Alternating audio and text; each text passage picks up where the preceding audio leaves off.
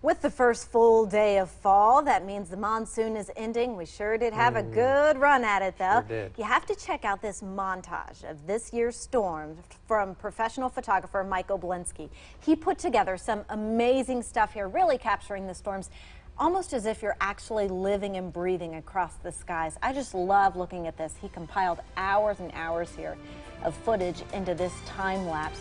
I could look at this all day, shooting all the storms as they swept across the state, even catching an apocalyptic view of those haboobs hitting Phoenix. Sure did.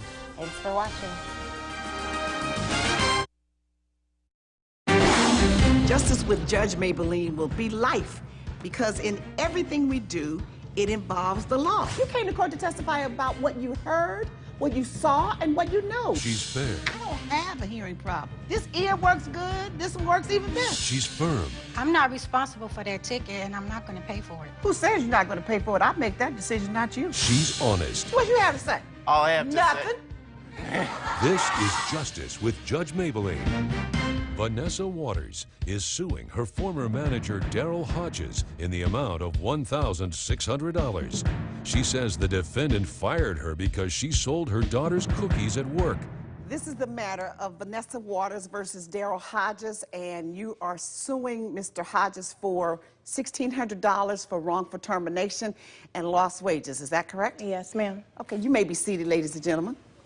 Thank you. All right. I understand that you worked for him, and you say that he wrongfully terminated you from your job as a grocery cashier. Yes, ma'am. I worked in Tim's Grocery for about 2 years. And within those 2 years, I came in on time. I never called out. I was great to all my co-workers, and all the customers loved me. I was a great employee.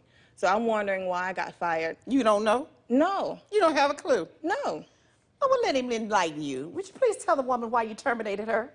She doesn't have a clue. Yeah, she should. We gave her a clear warning, and when she was selling cookies to the coworkers, which ordinarily isn't against our policy. Whose cookies? For her daughter's soccer team, raising money. Oh, so this was mother at work helping her daughter sell the cookies for the team so they could win a TV or a free trip or something like that? Exactly, which isn't a problem ordinarily, but she was harassing the other employees. If they didn't want them, she kept asking them again, making them feel guilty. You don't care about the children or the future, stuff like this, and that's where we had to draw the line. And were the other employees complaining that she was asking them to buy these cookies? Yes. And they indicated she was kind of harassing them and making them feel bad about it? Absolutely. When someone's uncomfortable enough to approach me about something, you know, I have to act accordingly. What's the company policy? The company policy, actually, if you'd like a copy of it, I brought it.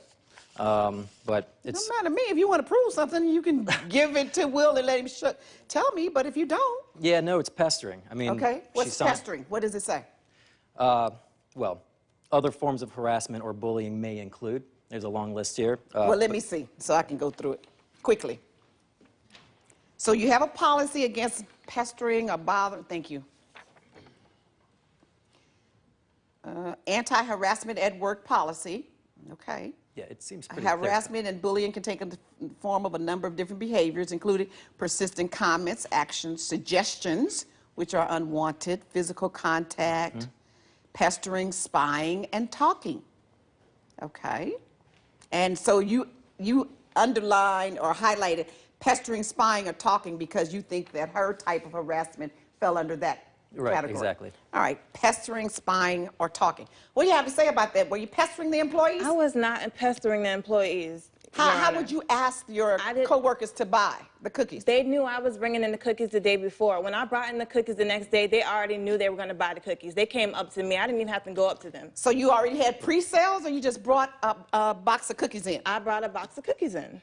And where did you have these cookies? I had them by my register, in the back of my register.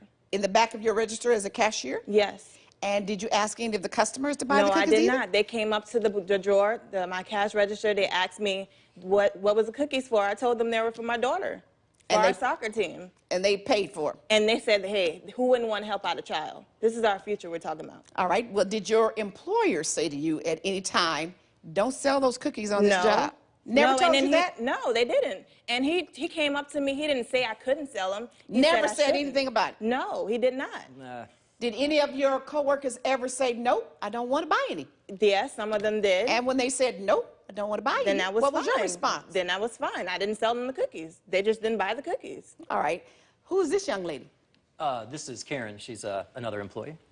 Oh, and she can testify as to what happened. Yes. All right, Karen, step forward. I'd like to hear this.